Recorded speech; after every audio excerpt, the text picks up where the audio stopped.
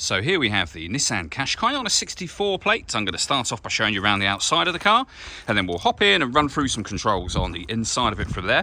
From the outside you can see it's a 5-door car with alloy wheels. Let's start off inside the boot first of all. As we approach the back of the car, you can see we have reversing sensors, plenty of boot space as well, along with that 60/40 split folding rear seat should you wish to increase this space even further. And then these two tray sections will lift and remove entirely to give you even more boot space again. You can even use them to divide the boot up into different sections.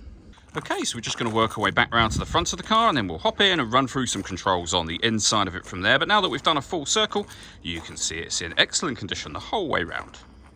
Just briefly before we climb in, I think it's well worth seeing the interior from this exterior point of view. There's plenty to run through on the dashboard, so let's hop in and we'll do that now. Okay, now that we're inside the car, we're going to start with the dials. Over on the left-hand side, we have the rev counter and coolant temperature gauge, and on the right-hand side, the speedometer and fuel gauge. In the middle, you can see the total miles for this car. They are 80,617. Above that, we have a digital readout for the speedometer. You can change the information that's displayed there using buttons on the steering wheel for various bits of trip computer, fuel economy, stereo information, for example. And if we back out to the steering wheel, the button I was using is just here. We have stereo controls beneath that, and then on the right-hand side, phone controls, as well as cruise control and speed limiter as well. Over in the center, you'll find the main touch screen for the car. So this is where you access your radio. You can see there we have DAB, FM and AM radio available. If you want to listen to your own music, you can do so via the CD player. We have auxiliary input, USB input.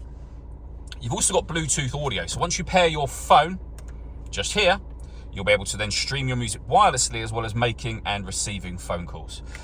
This car also has satellite navigation. It's a nice clear color display, as you can see. You can zoom in and out of the map from here. It's a very easy system to use as well.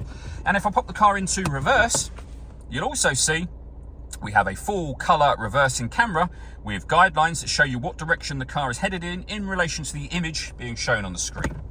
Working our way down, we then have dual zone climate control. So you can adjust the passenger temperature, the driver temperature. You can increase and decrease the fan speed. You can determine what direction you'd like the air to be distributed in. And when you're happy with those settings, that's your air conditioning on, same button to turn it off again. Or hit auto. The car will now maintain the temperature or temperatures that you've asked for by taking control of the fan speed and direction of the air for you. Any manual adjustment will take auto off straight away and allow you to put it back on your own settings. Beneath that, we have a 12-volt charging socket, the electronic handbrake, and then the 6-speed manual gearbox as well. The last thing I wanted to mention is the panoramic glass roof. We have a button up there.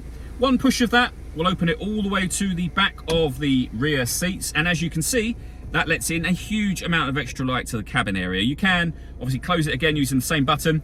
And if you wish to, you can stop that at any point as well.